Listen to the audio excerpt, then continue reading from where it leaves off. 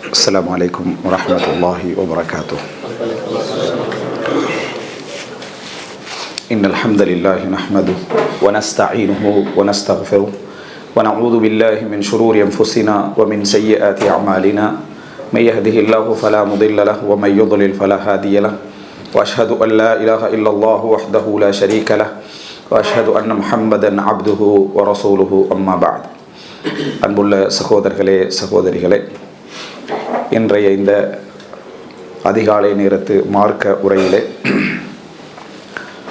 நாம் இப்பொழுது ரமலான் மாதம் சம்பந்தமான நிறைய செய்திகளை படித்து வருகிறோம். காரணம், உண்மை மன ரீதியாகவும் சிந்தனை ரீதியாகவும் இந்த வணக்க வழிபாடுகளுக்கும் நல்ல விடயங்களுக்கும் தயார்படுத்துவதற்காக பல விஷயங்களை எமக்கு ஞாபகப்படுத்துகின்ற முகமாக நாம் அதாவது இந்த உரைகளையும் வகுப்புகளையும் சொல்கிறோம், கேட்கிறோம், அதிலே நாங்கள் படிப்பினை பெற்று வருகிறோம். அந்த அடிப்படையிலே இந்த ரமலானிலே நாம் இந்த பகுதியை கொஞ்சம் சிறப்பாக விளங்கியிருந்தால் நன்றாக இருக்கும் என்று நினைத்த ஒரு பகுதி தான்.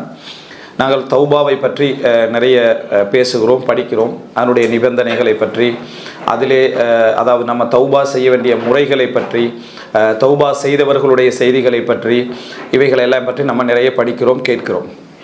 அதில் மிக முக்கியமான ஒரு பகுதி என்ன அப்படி என்று சொன்னால், ஒரு முஃமினை பொறுத்த வரைக்கும் அன்றாடம் தௌபா செய்து கொண்டே தான் இருக்க வேண்டும்.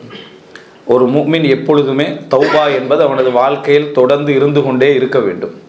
அப்படி என்றால் என்னென்ன விஷயங்களிலிருந்து அவன் தௌபா செய்ய வேண்டும் என்பதை ஒரு வகைப்படுத்தி, அது எந்த ஒரு முஃமின் அன்றாடம் செய்யக்கூடிய தௌபா, அன்றாடம் செய்யக்கூடிய இஸ்திக்ஃபார், அன்றாடம் இறைவனிடத்திலே கேட்கக்கூடிய அந்த அதாவது பிரார்த்தனைகள் என்பது, இந்த பாவத்திலிருந்து மீளக்கூடிய பிரார்த்தனைகள் என்பது எதை வரையறுத்ததாக இருக்க வேண்டும் என்பதை பற்றி ஒரு 10 விஷயங்கள், இந்த 10 விஷயங்களிலிருந்து ஒரு முஸ்லிம் என்ன செய்ய வேண்டும், எப்பொழுதுமே அன்றாடம் அவனுடைய தௌபா இருந்து கொண்டே இருக்க வேண்டும் என்பதை புரிய வைக்கின்ற அமைப்பில் சில முக்கியமான பகுதிகளை இந்த இடத்திலே சொல்லலாம் என்று நினைக்கின்றேன். அன்புள்ள சகோதரர்களே, ஒரு முஃமினை பொறுத்த வரைக்கும் அவன் அன்றாட வாழ்க்கையிலே வாழுகின்ற பொழுது 2 விஷயங்கள் அவனை அல்லாஹ்வின் பக்கம் எப்பொழுதுமே திரும்ப வைத்து கொண்டே இருக்கும். ஒன்று சோதனை, இன்னொன்று தௌபா. ஒன்று சோதனை, இன்னொன்று தௌபா. அவனுக்கு பாவம் நிகழுகின்ற பொழுது அவன் ஈமான் உள்ளவனாக இருந்தால் தௌபா செய்ய வேண்டும் என்கின்ற சிந்தனை அவனுக்கு என்ன செய்யும், வரும். அதன் காரணமாக இறைவன் பக்கம் அவன் என்ன செய்வான், மீளுவான். அதனால தான் தூபு இலல்லாஹி ஜமியான், தாப என்று சொன்னால் திரும்பி செல்வது, தாப என்று சொன்னால் திரும்பி செல்வது என்று அர்த்தம். அதனால தான் தாப, ஆப, அனாப என்று குர்ஆனில் வரக்கூடிய எல்லாமே, முனீப், தாயிப், அதுபோல் என்ன இந்த மாதிரியான வார்த்தைகள் எல்லாமே இறைவனின் பக்கம் திரும்பி செல்லுது. அப்போ ஒரு அல்லாவிடத்திலே எங்களை நெருக்கக்கூடிய, திரும்பி அதாவது நெருக்கக்கூடியன வணக்க வழிபாடுகள் எல்லாமே எம்மை நெருக்கும். ஆனால் எம்மை உணர்த்தி நெருக்கக்கூடிய விஷயங்கள் என்றால் 2 தான். ஒன்று பாவம். ஒரு ஈமான் உள்ளவன் என்ன செய்வான், பாவம் செய்த உடனேயே அவன் ததக்கரு, உடனேயே என்ன செய்வான்டா அதை ஞாபகப்படுத்தி அல்லாஹ்விடத்தில் என்ன செய்வான், அதாவது பாவத்திலிருந்து மீளக்கூடிய ஒரு தன்மையிலே ஒரு முஃமின் இருப்பான் என்பதை நம்ம தௌபா சம்பந்தமாக படிக்கக்கூடிய எல்லா வசனங்களையும் தெரிஞ்சுக்கிறோம். இன்னொன்று சோதனை. ஒரு சோதனை என்கின்ற ஒன்று நிகழ்ந்து விட்டால் நம்ம அல்லாஹ்வை ஞாபகப்படுத்துகிறோம், அல்லாஹ்வின் பக்கம் என்ன பிரார்த்தனை செய்ய ஆரம்பிக்கிறோம். அந்த அளவுக்கான ஒரு உணர்வை நாம் பெறுகிறோம். இமாம் இப்னு தைமியா ரஹிமஹுல்லாஹ் அவர்களிடத்திலே கேட்கப்படுகிறது, ஏன் அல்லாஹுடைய அதாவது ஒரு சோதனையில் ஒருவன் பிரார்த்திக்கிற நேரத்திலே அவனுடைய முழு எதிர்பார்ப்பு முடிகிற நேரத்தில் தான் அல்லாஹ்வுடைய பதில் வருவதற்கான காரணம் என்ன? ஒரு சோதனை நேரத்தில் ஒரு முஃமின் பிரார்த்தனை செய்தால் பெரும்பாலும் துஆ செய்யக்கூடியவர்கள் அதை அனுபவித்திருக்க முடியும். பிரார்த்தனை செஞ்சு பிரார்த்தனை செய்து அது கிடைக்காத மாதிரியே இருக்கும். பிரார்த்தனையை விட்டுருவோம் என்ற மாதிரியான ஒரு எண்ணப்பாடு வருகிற நேரத்தில் கபூலாகிரும். கடைசியான நேரத்தில் என்ன செய்யும், அது கபூலாகும். இதை இமாம் இப்னு தைமியா ரஹிமஹுல்லாஹ் அவர்களிடத்தில் என்னது கேட்கப்படுகிறது. கேட்கப்பட்டதுக்கு இமாம் இப்னு தைமியா ரஹிமஹுல்லாஹ் சொன்ன ஒரு அழகான பதில் என்ன என்று சொன்னால், அதாவது சில ஆசார்களை, சில ஆரம்பகால செய்திகளை சொல்லி அவர் சொல்றாரு. அல்லாஹு தஆலாவுடைய ஒரு வார்த்தையாக அவர் சொல்றாரு என்னன்னா, அதாவது அந்த கருத்து, அந்த வார்த்தை சரியா, அதாவது சஹீஹானதா தாயிஃபானதா என்பதல்ல, அந்த கருத்தை அவர் என்ன செய்கிறார், அந்த இடத்துல பதிய வைக்கிறார். என்னன்னா, ஆதமுடைய மகனே, சோதனை உன்னையும் என்னையும் சேர்க்கிறது, உன்னையும் என்னையும் சேர்க்கிறது. ஆஃபியத் உன்னையும் உனது ஆத்மாவையும் சேர்க்கிறது. ஆஃபியத் வந்து நீ உன்னோட தனியாகிறாய், சோதனை நீ என்னோட தனியாகிற. அந்த ஒரு சந்தர்ப்பம் வந்த உடனேயே ஒரு மனிதனுக்கு லத்தத்துல் முனாஜாத், இறைவனிடத்தில் பிரார்த்திக்கக்கூடிய, அவன்கிட்ட அழக்கூடிய, கெஞ்சக்கூடிய சூழ்நிலையும் சந்தர்ப்பமும் அவனுக்கு உருவாகிறது. இந்த உருவானதை இறைவன் அவனுக்கு ஒரு வணக்க வழிபாடாக வச்சுக்கிறான். அத்வாஉ ஹுவல் இபாதா. இந்த வணக்க வழிபாட்டில் அவன் அடைகிற இன்பத்தை பொறுத்த வரைக்கும் அவனுக்கு அது கபூலாகிட்டா திரும்பிடுவான், இயல்பாக அது நடக்கும். அவனுக்கு அது கபூலாகிட்டான்னு சொன்னால் அவன் ஒரு உதாரணமாக ஒரு அல்லாஹ்விடத்தில் நம்ம ஒரு சோதனையை நீங்கள் பிரார்த்திக்கக்கூடிய ஒரு விஷயம் ஒரு 10 நாள் அல்லாஹ் கபூல் செஞ்சிட்டாண்டா இயல்பிலேயே மனித ஆர்வம் என்ன செய்யும்? குறையும். ரப்புல் ஆலமீன் உன்னிடத்தில் இருந்த அந்த பிரார்த்தனையை நிறைய எதிர்பார்க்கிறான், உனக்கான நன்மைகளை எழுத எதிர்பார்க்கிறான். அந்த சந்தர்ப்பத்தை இறைவன் உனது உலக ரீதியான உன மனநிலையுடைய பொறுமை எவ்வளவுக்கு இருக்குதோ அந்த அளவுக்கு இறைவன் என்ன செய்கிறான்? அதாவது உண்ட பொறுமையை வைத்து கொண்டே இருக்கிறான். நீ அந்த இபாதத்திலையும் அழுகையிலையும் தொழுகையிலையும் பிரார்த்தனைகளையும் இருந்து கொண்டே இருப்பாய். ஆனால் எந்த இடத்துல உண்ட ரஜா, உண்ட எதிர்பார்ப்பு துண்டிக்கப்பட்டு போகிறதோ அந்த இடம் வருகிற நேரத்தில் அல்லாஹு தாலா இரக்கம் உள்ளவன் கபூல் என்ன செஞ்சிடறான்? செய்து விடுகிறான். எனவே எங்களுடைய பொறுமையுடைய நீளம் இறைவனுடைய கபூலுடைய எல்லை. எங்களுடைய பொறுமையுடைய நீளம் இறைவனுடைய கபூலுடைய எல்லை என்பதை பல செய்திகளை கொண்டு என்ன செய்கிறார்? விளங்கப்படுத்துகிறார்.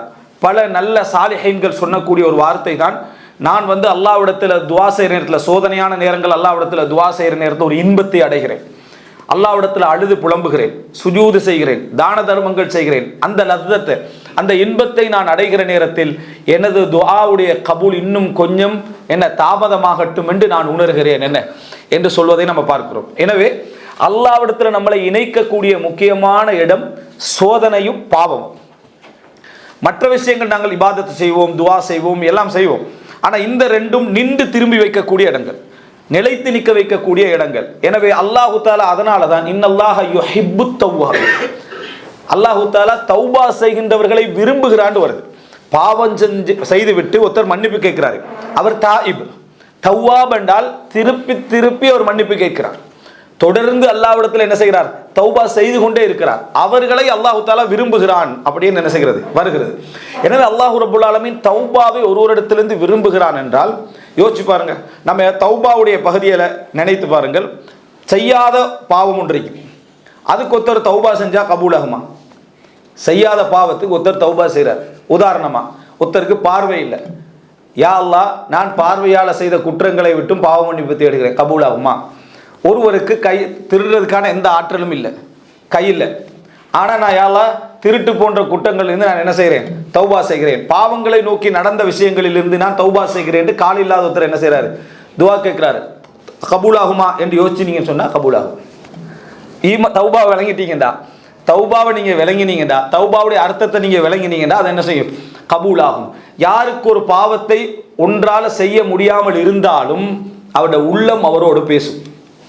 அவருடைய உள்ளம் என்ன செய்யும்? அவரோடு பேசி கொண்டிருக்கும். இதை செய், உனக்கு செய்ய கிடைக்கலையே, செஞ்சிருந்தா நீனும் என்ன செய்யலாம்? மற்றவர்களை போல இருந்திருக்கலாமே. அந்த ஆசைகள், எல்லைகள் அல்லாஹ் தாலா அதை குற்றம் பிடிக்காது விட்டாலும், அல்லாஹ் தாலா எண்ணங்களில் தோன்றுவதை குற்றம் பிடிக்காது விட்டாலும் முடிவுகளாக மாறக்கூடிய எண்ணங்கள் இருக்குது. முடிவுகளாக மாறக்கூடிய எண்ணங்கள்னா இப்படி செய்வோமா வேண்டாமான்னு வருவதல்ல, நான் செஞ்சே ஆகுவேன், இந்த மாதிரி சந்தர்ப்பம் கிடைத்தால் நான் செய்தே ஆகுவேன் என்ற குற்றங்கள் இருக்குது. அந்த குற்றங்களுக்கு அல்லாஹ் தாலா என்ன செய்வான்? குற்றம் பிடிப்பான். எனவே அவருக்கும் அதிலிருந்து தௌபா இருக்குது. பார்வை இல்லை, ஆனால் பார்வையால் செய்யக்கூடிய குற்றங்களில் அவர் தௌபா என்ன செய்யலாம். அவருக்கு கால் இல்லை, ஆனால் காலால் செய்யக்கூடிய விஷயங்களில் அவர் தௌபா செய்யலாம். எதுக்கு தௌபா இல்லை அப்படி என்று சொன்னால், ஒரு மனிதன் ஒரு பாவத்தை மனதாலும் நினைக்கவில்லை, எண்ணத்தாலும் நினைக்கவில்லை. உதாரணமா எல்லாருக்கும் பொதுவாக சில பாவங்கள் இருக்கு, நம்ம நினைக்கவே மாட்டோம். நினைத்திருந்தாலும் முடிவாக நினைச்சிருக்க மாட்டோம், ஆத்திரத்தில் ஏதாவது நினைச்சிருப்போம். உதாரணமா கொலையை வந்து ஏதாவது ஆத்திரத்தில் சிலவர் யோசிப்பாங்க, ஆனால் யோசிச்சாலும் செய்ய இயலாதுன்றது என்ன, பெரும்பாலும் நம்மள இருக்கக்கூடிய மக்கள் அப்படி தான் இருப்பாங்க. கொலை செய்கிற அளவுக்குலாம் என்னது நமக்கு பெரிய ஆற்றல் இல்லைன்னு சும்மா கோபத்தில் ஆத்திரத்தில் ஏற்பட நம்ம நினைத்திருக்கலாம். இப்படிப்பட்ட ஒன்றுக்கு நம்ம தௌபா செய்யலாம். அதாவது எண்ணங்களால் கூட நாங்கள் முடிவெடுக்காம, எண்ணங்களால் கூட ஆசைப்படாமல் இருக்கக்கூடிய விஷயங்களுக்கு நம்ம தௌபா செய்ய முடியாது. ஆனால் சில தௌபாக்கள் இருக்குது, ஒருவரால் செய்ய முடியும்.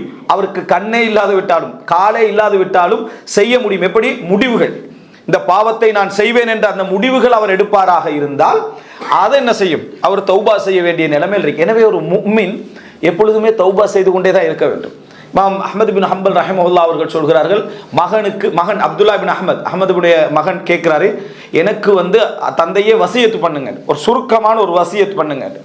சுருக்கமான வசியத்து பண்ணுங்கன்றாலே நம்ம யாருக்கும் வசியத்து பண்ண தெரியாது, ஏன்னா நமக்கு எல்லாம் விரிவாக தான் என்னது சொல்ல தெரியும். சுருக்கமாக ஒரு வசியத்து பண்ணுங்க. அவர் என்ன சொல்றாருண்டா, யா புனை, எனது அருமை மகனே, இன்வில் ஹைர், நல்லதை எப்பொழுதுமே நியத்து வைத்து கொண்டே இரு. அதை செய்யணும் இதை செய்யணும் என்று நல்லதுகளை நியத்து வைத்து கொண்டே இரு. காரணம் என்ன தெரியுமா? நீ நல்லவைகளை செய்ய வேண்டும் என்கின்ற எண்ணம் வைத்து கொண்டிருக்கின்ற காலங்களிலெல்லாம் நீ நன்மையிலேயே இருந்து கொண்டிருக்கிறாய், நன்மையையே செய்து கொண்டிருக்கிறாய் என்று சொல்றார். எனவே உள்ளத்தில் கெட்டவைகளை செய்யணும் என்ற எண்ணம் வருகிற நேரத்தில், அவைகள் முடிவாக வருகிற நேரத்தில் தௌபா என்பது எங்களுக்கு எப்பொழுதுமே என்ன செய்ய வேண்டும், இருந்து கொண்டே இருக்க வேண்டும் என்ற ஒரு அடிப்படையை நாம் என்ன செய்கிறோம் இதில் பார்க்கிறோம். எனவே இது ஒரு மிக பிரதானமான ஒரு அம்சம்.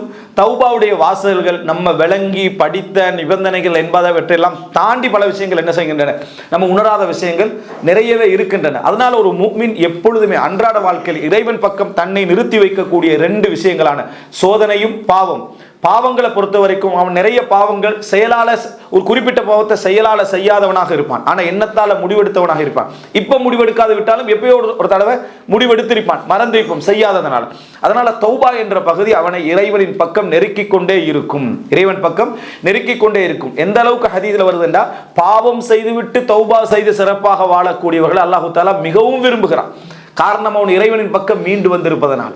அன்புள்ள சகோதரர்களை, இப்படி பார்த்தோம் என்று சொன்னால் ஒரு முஃமின் என்னென்ன விஷயங்கள் எல்லாம் அடிக்கடி தான் தௌபா செய்ய வேண்டும் என்ற அந்த பட்டியல் அவனிடத்தில் இருக்க வேண்டும் என்றால், முதலாவது இது இப்போ நான் சொல்லக்கூடிய இந்த விஷயங்கள் இமாம் இப்னு முஃப்லிஹ், இமாம் இப்னு தைமிய்யா ரஹிமஹுல்லாஹ் இப்போ போன்ற அறிஞர்களுடைய விஷயங்களை தொகுத்த ஒரு 10 செய்திகள். ஒன்று, இறைவனை பற்றிய, அதாவது இதெல்லாம் குஃபர் ஷிர்க் இதற்கு உட்பட்ட விஷயங்கள், குஃபரும் ஷிர்க்கும் அல்லாத விஷயங்கள், அந்த எல்லைக்கு உட்பட்டது. குஃபுர் ஷிர்க்கை பொறுத்தவரை எல்லாருக்கும் தெரியும், இதில் நம்ம தௌபா செஞ்சாலும் அது இஸ்லாத்தை என்ன செஞ்சிடும், அழிச்சிடும். அது அல்லாத விஷயங்கள்ல முதலாவது இறைவனை பற்றிய தவறான எண்ணங்களிலிருந்து தௌபா செய்யும். இறைவனை பற்றிய தவறான எண்ணங்கள், நம்ம நிறைய தௌபா செய்வோம், ஆனால் அந்த தௌபாவுடைய சிந்தனையிலேயே இது வந்திருக்காது. ஒரு மனிதனுக்கு எண்ணத்தில் நான் இதிலிருந்து தான் தௌபா செய்கிறேன் என்று வராது விட்டால் அந்த தௌபா கபூலாகாது. நான் எதிலிருந்து தௌபா செய்கிறேன் என்பது, நான் தெரிந்த பாவங்கள் தெரியாத பாவங்கள் என்று சொல்வது எதற்கு என்று சொன்னால், நான் யோசித்து பார்த்து இது பாவங்களா என்றெல்லாம் நான் வகுத்த பின்னால எனக்கு மறந்து போகக்கூடிய பாவங்கள் தான் அது. அது அல்லாம நான் யோசிக்கவே இல்லை, அதை பற்றி சிந்திக்கவே இல்லைன்னா அதுக்கு தௌபா என்ன செய்யாது, வராது, ஏற்றுக்கொள்ளப்பட மாட்டாது. எனவே இறைவனை பற்றிய தவறான எண்ணங்கள், நல்ல ஒரு முஃமினாக இருந்தால் அவனுடைய உச்சகட்டுடைய ஈமானுடைய நிலை என்ன என்று சொன்னால், நம்ம வரைவிலக்கணமாக சொல்றதா இந்த உடல்ல இருந்து ரத்தம் சொட்டு சொட்டாக வடிந்து கொண்டு கடைசி துளி இருந்தாலும் அவனுக்கு இறைவன்ட இருந்து நல்லெண்ணம் போகாது. நல்ல ஈமான் உள்ளவன், நல்ல ஒரு முஃமினானவன், அவன் உலகத்துக்கு ஹைரே செய்து விட்டாலும் சரி, முழு ஹைரும் செய்த பின்னால அநியாயமாக அவன் உடல்ல இருந்து என்னது அவன் கொல்லப்படுகிறான், கடைசி சொட்டு ரத்தம் போகிற நேரத்தில் கூட நான் செய்த ஒரு பாவம் காரணமாக இருக்கலாம், நான் செய்த ஒரு தவறு காரணமாக இருக்கலாம், அல்லாஹ் எனக்கு தௌபா தந்து கொண்டிருக்கிறான், அல்லாஹ் எனக்கு மறுமையில் என்ன வைத்திருப்பானோ என்ற எண்ணங்களோடு மரணிக்கின்றவன் தான் இறைவனை பற்றிய நல்லெண்ணத்தில் உச்சமானவன். ஆனா அந்த நிலைமையில எங்கள்ல எத்தனை பேர் இருக்கிறோம் அப்படின்னு நினைத்து பார்த்தோம்டா, சோதனை வராமல் அந்த லெவலில் இருக்கிற கொஞ்சம் பேர் இருக்கிறாங்க, இன்னும் வரல, வராத வரைக்கும் நல்லது. அது இன்னும் சிலர் எப்படி இருப்பாங்கன்னு சொன்னா, அந்த நிலை வருவதற்கு முன்னாலேயே இறைவனை பற்றிய நல்லெண்ணங்களை என்ன செஞ்சுருவாங்க, விட்டுருவாங்க. இந்த மாதிரியான நல்லெண்ணமின்மை என்பது இப்ப துஆவுடைய விஷயத்தில் கூட வருகிறது. இமாம் ஹஸன் பஸ்ரி ரஹ்மத்துல்லாஹி இடத்துல என்ன ஏன் எங்களது துஆக்கள் கபூல் செய்யப்படுவதில்லை அப்படி என்று சொல்லி கேட்ட நேரத்தில் நாங்கள் அவசரப்படுகிறோம்னு சொல்றாங்க. அதுக்கு பின்னால் அவர் என்ன சொல்றாரு, ஆனா அவசரப்படாம என்ன செஞ்சேன், நான் துஆ கேட்டேன், அப்பயும் கபூல் ஆகலை அப்படின்னு சொல்லி என்ன செய்யறாரு, சொல்றாரு. அப்ப அவர் பதில் சொல்லுமா, ஹஸன் பஸ்ரி ஞாபகம், வேற அறிஞராக கூட இருக்கலாம். அவர் என்ன பதில் சொல்றாண்டா, ஏன் கபூல் ஆகலைண்டா, நீ சோதனைக்காக துவா கேட்டாய், நான் ஈமானுக்காக என்ன செய்யறேன், துவா கேட்கிறேன். நீ இப்ப கேட்டது டெஸ்டிங், அவசரப்படாம கேட்டு பார்ப்போம் கபூல் ஆகுதாண்டா, அது அல்லாஹ்வை என்ன செய்யறது, சோதிச்சு பார்க்கக்கூடிய அமைப்பிலான இந்த எண்ணம் வந்தாலே அது முடிஞ்சு. ஒரு கெட்ட எண்ணம். இப்படியான கெட்ட எண்ணங்கள் எமது மனதில் நிறைய இடத்துல வரும்.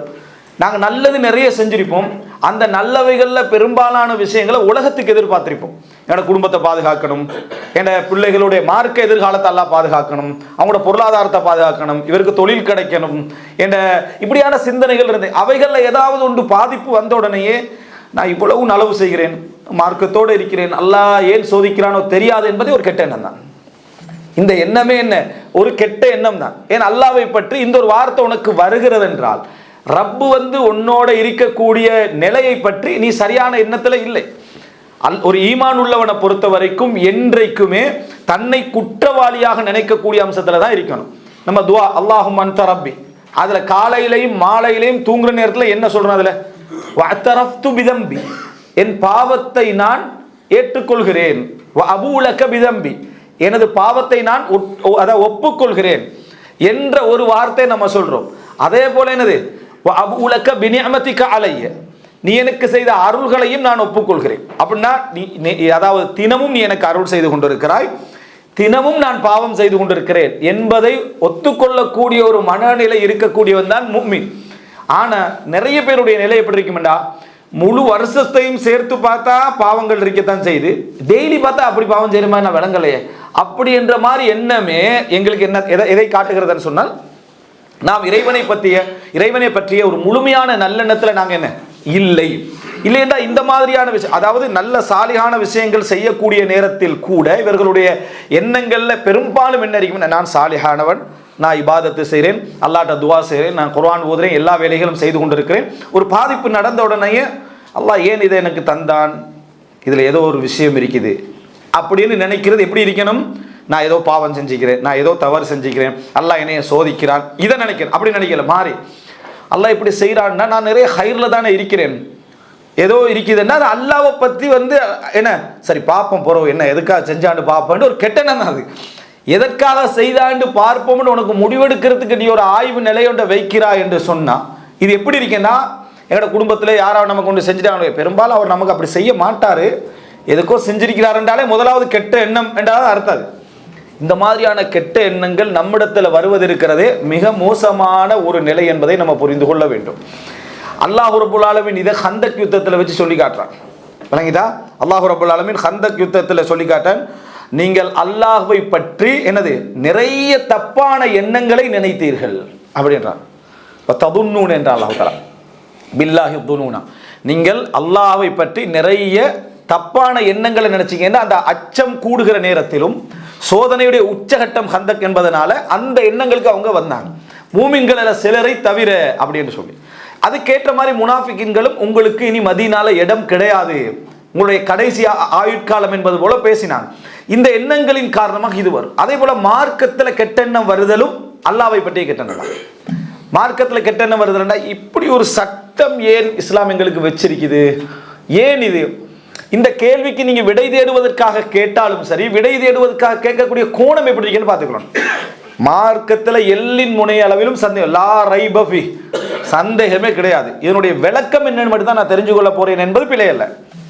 இப்படி வந்துச்சுன்னு சொன்னா, இப்படி ஒரு சட்டம் இருக்கக்கூடிய சப்ஜெக்ட் இது ஒருவேளை பலகீனமா இருக்குமோ, இப்படி இருக்காதோ, எதனால இப்படி ஒரு சட்டம் இந்த இடத்துல வந்திருக்குது, இந்த மாதிரியான உங்களுக்கு எண்ணமே நீங்க கபூல் செய்வதற்கு தயாராக இல்லை என்கின்ற எண்ணம். நீங்கள் கபூல் செய்வதற்கு தயாராக இல்லை என்ற எண்ணம் உள்ளம் தயார் நிலையில இல்லை. அப்ப நம்ம நிறைய அக்கீதா படிச்சிருக்கிறோம், ஈமான படிச்சிருக்கிறோம், தர்பியாவை படிச்சிருக்கிறோம், எல்லாம் அல்லாஹ்வுடைய கட்டளை ஒன்று வந்தா அல்லாஹ் தஆலா சஹாபாக்கள் அந்த 23 வருஷத்துல அல்லாஹ் தஆலா எவ்வளவு சொல்லிக்கிறார். ஆயிஷா எல்லாம் சொல்றாங்களே, என்ன பல சட்டங்கள் எல்லாம் பிந்தி இறக்கினா, ஆரம்பத்தில் சொல்லியிருந்தா அவர்கள் ஏற்றிருக்க மாட்டார்கள் என்று அல்லாஹ் தஆலா சொல்றான். அதே போல போராட்டங்கள் யுத்தங்களை பற்றிய சட்டங்களை பிந்தி அல்லாஹ் தஆலா இறக்கினா, ஆரம்பத்தில் சொல்லியிருந்தா போராடிக்க மாட்டாங்கன்னு சொல்றான். அப்படின்னு அர்த்தம் என்னன்னா, சில சட்டங்கள் எங்களுக்கு நேரம் இறங்கினா சஹாபாக்கள்ல பலர் அதை அதாவது ஏற்றுக்கொள்ள முடியாத ஒரு சூழ்நிலைக்கு போயிருப்பாங்க அப்படி என்பதை அல்லாஹ் தஆலா சொல்லி காட்டுறான். அதே போல ஹுதைஃபா இப்னு யமான் ரலியல்லாஹு அன்ஹு சொல்றாங்க, என்ன நீங்க அடைஞ்ச ரசூல் ஸல்லல்லாஹு அலைஹி வஸல்லமோட காலத்துல நீங்க இருந்தீங்க, அதனால நிறைய நன்மைகள் அடைஞ்சிட்டீங்க, நாங்களும் அந்த காலத்துல இருந்திருந்தா இதே மாதிரி யுத்தம் செஞ்சு அந்த நன்மைகளை பெற்றுக்கொண்டு பெரிய ஒரு மக்களாக நாங்களும் வந்திருப்போமே என்றாங்க. அப்போ ஹுதைஃபா சொல்றாங்க, நீங்க செஞ்சிருப்பீங்களான்னு கேட்குறாங்க, நீங்க செஞ்சிருப்பீங்களான்னு கேட்குறாங்க. அல்லாஹு தாலா உங்களை மிக்தாத் இப்னு அஸ்வத் சொல்றாரு, அல்லாஹு தாலா உங்களை காப்பாற்றிய ஒன்றிலிருந்து ஏன் நீங்க சந்திக்கணும்னு நினைக்கிறீங்கன்றான். மிக்தாத் இப்னு அஸ்வத் கேட்குறாங்க, அல்லாஹ் உங்களை ஒன்றிலிருந்து ஒரு சோதனையிலிருந்து காப்பாத்திட்டான், அதை நாங்களும் சந்திச்சிருக்க கூடாதான்னு ஏன் நினைக்கிறீங்கன்னு கேட்குறாங்க. ஏன் நீங்க எந்த நிலைமையில இருந்திருப்பீங்கன்னு தெரியாது, முனாஃபிக்காக இருப்பீர்களா, காஃபிராக இருப்பீர்களா, ஈமான்ட உச்சகட்டத்தில் இருப்பீர்களா, இடைநிலையில் இருப்பீங்கன்னு தெரியாது. அல்லாஹு தாலா காப்பாற்றிய ஒரு இடம், அல்லாஹ் என்னை ஆஃபியத்தோட காப்பாத்திட்டான்னு நினைக்கணும். ஆனா அப்படி இல்லாம என்ன நினைக்கிறதுன்னு சொன்னா, இங்கேயே நிறைய விஷயங்களை செய்யல சஹாபியாக நினைக்கிறேன். சரியா? இங்க நிறைய விஷயம் இருக்கு செய்யறதுக்கு. ஆனா நானும் சஹாபாக்கிட்ட காலத்துல இருந்தா பதில் யுத்தத்துல முன்சப்புல இருந்திருப்பேன் நினைக்கிறது. விளங்கிட்டா? இந்த மாதிரியான சிந்தனைகள் என்ன செஞ்சிருமாண்டா, ஈமானில் நமக்கு விளங்குது. நம்ம சாதாரண சோதனையில என்ன, அதாவது என்ன மாறிடுறோம், பிறண்டு விடு. கெட்ட எண்ணங்கள் எங்களுக்கு என்ன செஞ்சிரு, அல்லாஹ்வை பற்றி வந்துருது, அல்லாஹ்வுடைய மார்க்கத்தை பத்தி, அல்லாஹ்வுடைய தீனை பத்தி வந்துருது. ஒரு நேரம் இல்லாட்டி இன்னொரு நேரத்தில் ஒரு தடுமாற்றம் வந்துருது. உதைபா சொல்லி காட்டுறாரு, நீங்க அப்படி செஞ்சிருப்பீங்களான்னு கேட்டுட்டு ஒரு சம்பவம் சொல்றாரு. அது நீண்ட சம்பவம், சுருக்கத்தை மட்டும் சொல்றேன். அந்த அதாவது ஹந்தக் யுத்த நேரத்தில் தான் கேட்கிறாங்க. என்னன்னா ரசூலுல்லாஹ் சொல்றாங்க, குளிர்ந்த நேரம், அப்படிப்பட்ட குளிரான நேரம். அடுத்த எதிரணிக்கு இந்த அகலியை தாண்டி போய் உட்கார்ந்து ரகசியங்களை எடுத்து வருவோர் யாருன்னு கேட்கிறாங்க. ஒருத்தர் எழும்பல, யாருமே எழும்பல. சஹாபாக்கள்ல உச்சகட்ட நபித்தோழர்கள்ல இருந்து கடைசி வரைக்குள்ள நபித்தோழர் வரைக்கும் யாருமே எழும்பல, அந்த இடத்துல இல்லாத நபித்தோர்களை தவிர. அப்ப ரசூலுல்லாஹ் திருப்பி சொல்றாங்க, யாரு எழும்பல. மூணாவது முறை சொல்றாங்க, யாரு எழும்பல. இந்த இப்ப ஹுதைபட்ட சொன்னவரை எழும்பிப்பீங்களான்னு கேட்கிறாரு. அதான் கேட்கிறாரு ஹுதைபா என்ன கேட்கிறாண்டா, அப்ப நீங்க இருந்தா எழும்பிருப்பீங்களான்னு விளக்கத்துக்கு நேரடி அது வரல, நீங்க செஞ்சிருப்பீங்களான்னு ஃபர்ஸ்ட் கேட்டது அதுதான். யாருமே எழும்பல, அபூபக்கர் எழும்பல, உமர் எழும்பல, உஸ்மான் எழும்பல, அலி எழும்பல, ரலியல்லாஹு அன்ஹு, எத்தனையோ நபித்தோழர்களை எழும்பல. சிச்சுவேஷன் அப்படி, அவங்கள மோசமானவங்க அல்ல, அல்லது ஈமான்ல குறைந்தவர்கள் அல்ல. ஆனா அவ்வளவு பயங்கரமான ஒரு சோதனை டைம். இவர் என்ன சொல்றாரு, நம்ம அங்க இருந்திருப்போம். அல்லாஹ் தால எங்களை ஒரு சோதனை விட்டு காப்பாத்திட்டான்னு வைங்களே, நல்லெண்ணத்தை எல்லாம் பாதுகாத்துட்டான், தீனுடைய ஈமானுடைய நல்லெண்ணத்தை எல்லாம் பாதுகாத்துட்டான், இஸ்லாத்துடைய நல்லெண்ணத்தை பாதுகாத்துட்டான். அந்த சோதனையை நான் சந்திப்பேன். அந்த நேரத்துல எண்ணங்களை எப்படி சுழண்டு வரும் தெரியுமா? அந்த எண்ண சுழற்சியில எவ்வளவு கெட்ட எண்ணங்கள் நினைச்சிருவோம் தெரியுமா? அல்லாஹ் பத்தி, இஸ்லாத்தை பத்தி என்ன நினைச்சிருவோம் தெரியுமா? குஃபருக்கே சைத்தான் கொண்டு வந்து வைப்பா அந்த நேரத்துல. இப்படிப்பட்ட ஒரு தீனுக்கா நீ இந்த சோதனை? ஒருவேளை இந்த தீன் பொய்யா இருந்தா, ஒருவேளை இந்த தீன் பிழையாக இருந்தா, நீ உண்ட உயிரையே கொடுத்து உண்ட குடும்பத்தையே கொடுக்கக்கூடிய ஒரு இடம் வருது. ஒருவேளை இந்த தீன் பொய்யா இருந்தாண்டத்தை ஸ்ட்ராங்காக இப்லீஸ் வைக்கக்கூடிய இடம் அதுதான். சுஃபியான் அஸ்-சௌரி ரஹ்மத்துல்லாஹி கேட்கப்படுகிறது, பாவத்தை பத்தி நீங்க பயப்படுறீங்களான்னு. நான் பாவத்தை பற்றி பயப்படவில்லை, மௌத்தாகிற நேரத்தில் நான் இஸ்லாத்தில் மரணிப்பேனா என்றுதான் எனக்குள்ள பயம். இஸ்லாத்துல மரணிப்பேனா என்பதுதான் எனக்குள்ள பயம். இமாம் இப்னு ஹஸம் ஈமானுடைய படித்தரங்கள் எல்லாம் எழுதிட்டு வந்து 7வது அல்லது 8வது படித்தரத்துல சொல்றாரு, இதுதான் நல்லெண்ணத்தோடு ஈமானோடு மரணிக்கிற படித்தரம். அதுக்கு கீழே எல்லாம் நரகவாசிகளுடைய படித்தரம் தான். அல்லாஹ் தஆலா என்னை அந்த இடத்திலாவது கபூல் செய்வானாக நான் கேட்கிறார். எல்லாத்தையும் கேட்டுட்டு இந்த இடத்தில் நான் தப்பினாலும் எனக்கு பெரிதுன்றாங்க. இது நம்ம விளங்காம என்ன செய்யறதுன்னு சொன்னா, நம்மளை பற்றிய நல்லெண்ணத்துல, நம்மளை பற்றிய ஓவர் நம்பிக்கையில அல்லாஹ்வை பற்றி நம்ம கெட்ட எண்ணம் இல்லாம வாழ்கிறோம் நினைச்சிட்டு இருக்கிறோம். அல்லாஹ் ரப்பல் ஆலமீன் இப்ராஹிம் அலைஹிஸ்ஸலாத்தை ஹலீலுல்லா அல்லது ஹலீலுர் ரஹ்மான் என்ற இடத்துக்கு கொண்டு போறான்டா. சாதாரண இடம் அல்லது, சோதனைகளை அவர் எப்படி கடந்து வந்தார் என்பதுதான். ஒரு மாடு பேசியது என்று ரசூல் ஸல்லல்லாஹு அலைஹி வஸல்லம் சொல்லிட்டு, நானும் அபூபக்கரும் உமரும் இதனை ஈமான் கொள்கிறோம் என்று சொன்னாங்க. நானும் அபூபக்கரும் உமரும் ஈமான் கொள்கிறோம் சொன்னாங்க. எதன் காரணமாக? அடுத்தவங்க அந்த இடத்துல இருந்தா என்ன மாதிரி ஆகி இருக்கும். உயர்ந்த ஈமான் உள்ளவர்களுடைய நிலைக்கு உதாரணமா 2 பேர் சொல்றாங்க. அவங்க 2 பேர் மட்டும்தான் அர்த்தம் இல்ல, உயர்ந்த ஈமான் உள்ளவருடைய நிலை. நம்ம அந்த இடத்துல இருந்து என்ன ஆகி இருப்போம், எத்தனை கெட்ட எண்ணங்களை நம்ம தாண்டி இருப்போம் ஈமானுடைய. ஆனா அந்த ஷைத்தான் முஜ்மலாக வைத்திருப்பான், நீங்க நல்ல எண்ணத்தோடு இருக்கிறீங்க. சோதனை வருகிற நேரத்தால் தஃபாசில் அது பிரியும். அந்த பிரிகிற நேரத்துல தான் ஒவ்வொன்றிலையும் நாங்க எப்படி இருக்கிறோம்னு விளங்கிறோம். யாருமே எழும்பல. ரசூல் ஸல்லல்லாஹு அலைஹி வஸல்லம் சொல்றாங்க, ஹுதைஃபாவே எழும்புங்க. ஹுதைஃபா சொல்றாரு, நான் விருப்பம் இல்லாம எழும்புறேன், ஆனா நபி அவர்களுடைய கட்டளை, அதனால நான் எழும்பித்தான் ஆக வேண்டும், அதனால எழும்பினேன் ஹுதைஃபா ரலியல்லாஹு அன்ஹு. அப்ப அல்லாஹ்வுடைய கட்டளை அந்த இடத்துல. அதுக்கு பின்னால ரசூல் ஸல்லல்லாஹு அலைஹி வஸல்லம் எதிரி அணில போய் நீங்க பார்த்துட்டு வாங்கன்னு சொன்ன உடனே எழும்பி நான் நடக்க ஆரம்பித்தேன். அவ்வளவு குளிரிலும் எனக்கு உடல்ல சூடு எடுத்ததுன்றாங்க. நான் ஏதோ சுடுநீர்ல போற மாதிரி எனக்கு இருந்துச்சு. அல்லாஹ்வுடைய நியாமத், அல்லாஹ்வுடைய அருள் அந்த இடத்துல வந்துச்சு. அது வரலாறு.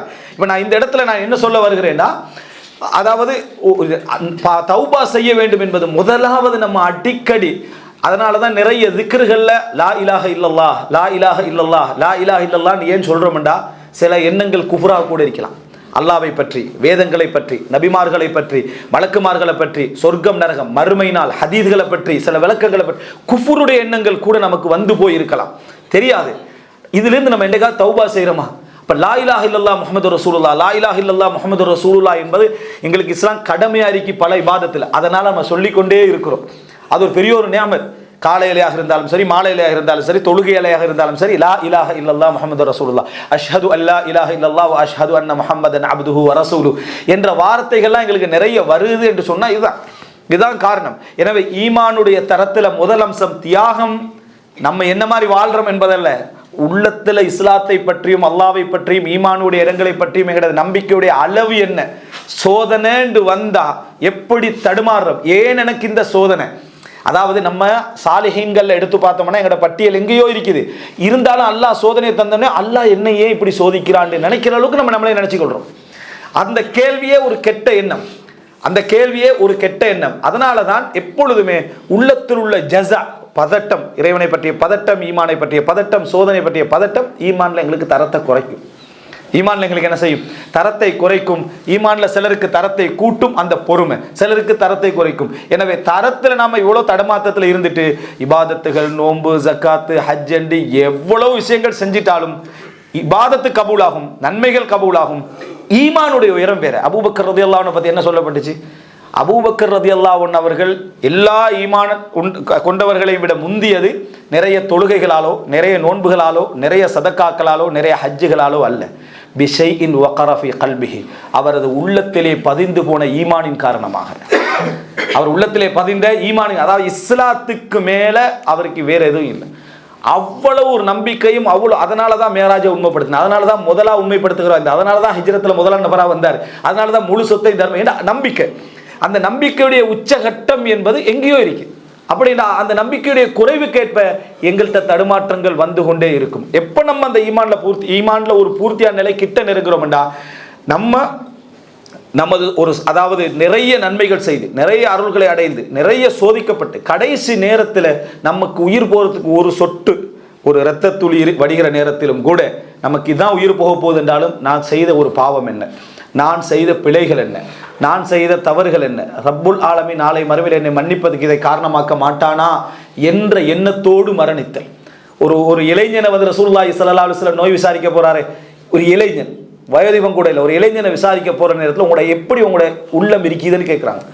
அவர் என்ன சொல்றாருன்னு சொன்னா, செய்த பாவங்களை அல்லாஹ் மன்னிக்க வேண்டும், அதனால நரகத்தை நான் பயப்படுகிறேன், நரகத்தில் நுழைச்சிடுவானோ உண்டு. அதே நேரம் அல்லாஹ் ரப்புல் ஆலமீன் எனக்கு சொர்க்கத்தை தர வேண்டும் என்று ஆசை வைக்கிறேன். இந்த ரெண்டு நிலை தான் என் மனசுல இருக்கேன்னாங்க, வேற எதுவும் இல்லைன்னா. ரசூலுல்லாஹி ஸல்லல்லாஹு அலைஹி வஸல்லம் சொன்னாங்க, இது போன்ற நிலையில், இது போன்ற ஒரு முஃமினுடைய நிலையில், இது போன்ற சூழ்நிலையில் இந்த ரெண்டும் யாருடைய உள்ளத்திலே சேருகிறதோ அல்லாஹ் ரப்புல் ஆலமீன் அவர் ஆசைப்பட்டதை கொடுப்பான், அஞ்சியதை விட்டும் அவரை தூரமாக்குவான் என்று ரசூலுல்லாஹி ஸல்லல்லாஹு அலைஹி வஸல்லம் சொன்னாங்க.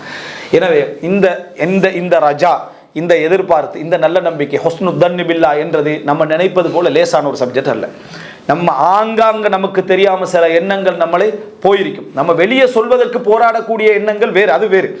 ஆனால் நான் சொல்றேன், எண்ணங்களை தாண்டி போறதில்ல, மூணாவது மனசுல அடிமனதில் போறதல்ல, முடிவுகளாகவே சில எண்ணங்கள் வந்துட்டு போயிருக்கும். அப்படி இருக்குமோ அப்படின்ட்டு வந்துட்டு போயிருக்கு, இப்படி இருக்குமோ என்ன செய்யும், வந்து விட்டு போயிருக்கும். அதனால தான் பல அறிஞர்கள், அதாவது நிறைய சிந்திக்கக்கூடிய ஆற்றல், நிறைய ஆய்வு செய்யக்கூடிய ஆற்றலை தண்டனையாகவும் சோதனையாகவும் பார்த்தாங்க. ஏண்டா சாதாரண இபாதத்தில் இருக்கக்கூடிய மிகப்பெரிய சிந்தனை அந்த மாதிரியான ஆற்றல் இல்லாத மக்களை பாருங்க, அவங்க வந்து பெரும் பெரும் விஷயங்களை கூட நம்பி உறுதியாக இருந்துட்டு இருப்பாங்க, ஃபித்ரத்திலே உறுதியாக இருப்பாங்க. ஆய்வில் உள்ள பாட்டி பாருங்க, போர்டரால தான் போயிட்டு இருப்பாங்க, எல்லா இடத்துல இந்த பக்கமா அந்த பக்கமா, இப்படியும் இருக்கலாம் அப்படியும் இருக்கலாம்னு போய்கிட்டே இருப்பாங்க. இது ஒரு டேஞ்சரான நிலை. அந்த இல்மு அவருக்கு சரியான ஈமான என்ன செய்யல, கொண்டு வரவில்லை என்றதை பார்க்கிறோம். எனவே இது முதல் விஷயம், இது மிக பிரதானமான விஷயம்.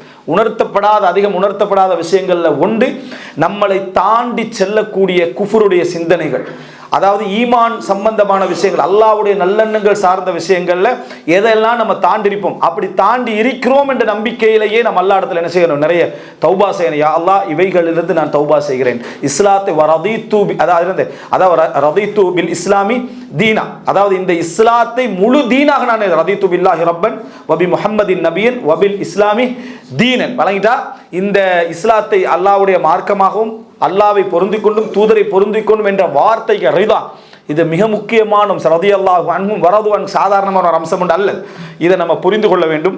இதுல இருந்து நம்ம தௌபா செய்து அல்லாஹ்விட்ட கையேந்தி ஒரு தர்த்தீப்ல நம்ம ஒரு தௌபா செய்வோமே, அந்த நேரத்தில் இதை நீங்க மனதில் வச்சுக்கங்க, என்னுடைய முதல் தௌபா இதுவாக இருக்க வேண்டும் என்பது. இரண்டாவது, மார்க்கத்தின் பெயரால் செய்த தவறுகள், மார்க்கத்திட பெயரால நம்ம செய்த தவறுகள் இருந்து தௌபா செய்யணும். நம்ம பாவம் என்று நிறைய செய்வோம், பிழைகள் என்று நிறைய செய்வோம், ஆனா அதுக்கு மார்க்க அடையாளம் கொடுத்திருந்தோம்டா, இது மார்க்கம், இது இஸ்லாம், அல்லது செய்தா பிழை இல்லை, செய்தால் பிழை இல்லை என்றது என்ன, மார்க்கம் என்று அர்த்தம். மார்க்கத்தில் அனுமதி என்று அர்த்தம். நீங்க எந்த இடத்திலேயாவது இது அனுமதி என்றோ அல்லது இது விரும்பத்தக்கதுண்டோ அல்லது இது வெறுக்கத்தக்கது ஹராம் இல்லை என்றோ அல்லது வாஜிபெண்டோ ஒன்றுக்கு சொல்லி இருந்தீங்க என்று சொன்னா நீ மார்க்கத்துல பேரால செஞ்சுக்கிறீங்க. அது பிதஅத்தாக இல்லாது விட்டாலும் மார்க்கத்தின பேரை நீங்க யூஸ் பண்ண, ஒரு தவற செய்யக்கூடியவர்களுக்கு சைத்தான் இன்றைக்கு கொடுக்கக்கூடிய விஷயம் என்னன்னா, கொஞ்சம் மார்க்க அறிவு இருந்தா என்ன பிழைன்னு கேட்கறது.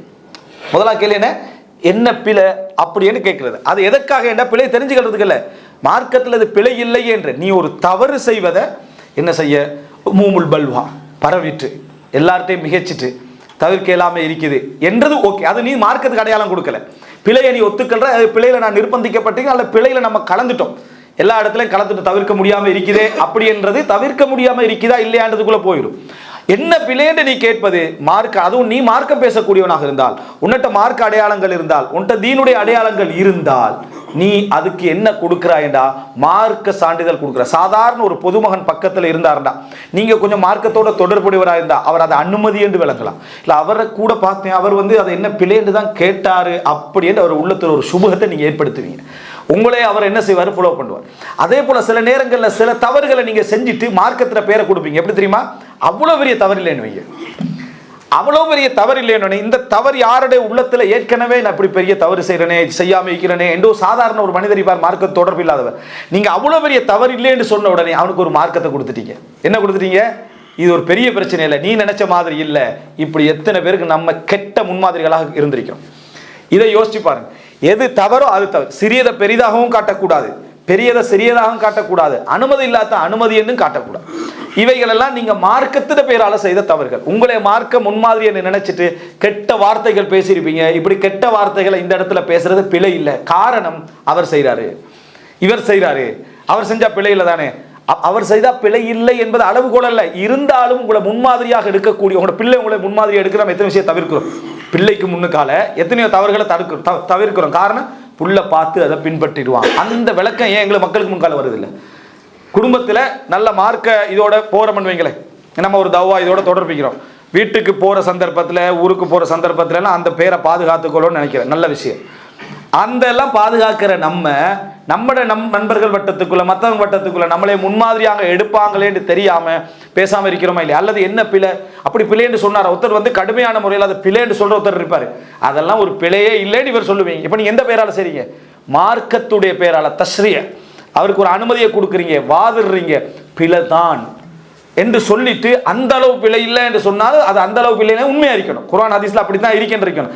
அப்படி இல்லை என்றால் அங்கேயும் நீங்க என்ன செய்றீங்க, ஒரு பிழை என்று செய்றீங்க. இது நீங்க செய்யற பெரும்பாவங்களை விட பாவம். இது ஏன் பெரும்பாவங்களோட பாவம்னு சொன்னா நீங்க மார்க்க பேர் கொடுக்குறீங்க, மார்க்க அடையாளம் கொடுக்குறீங்க. இதுதான் நீங்க முக்கியமான ஒரு அம்சம்.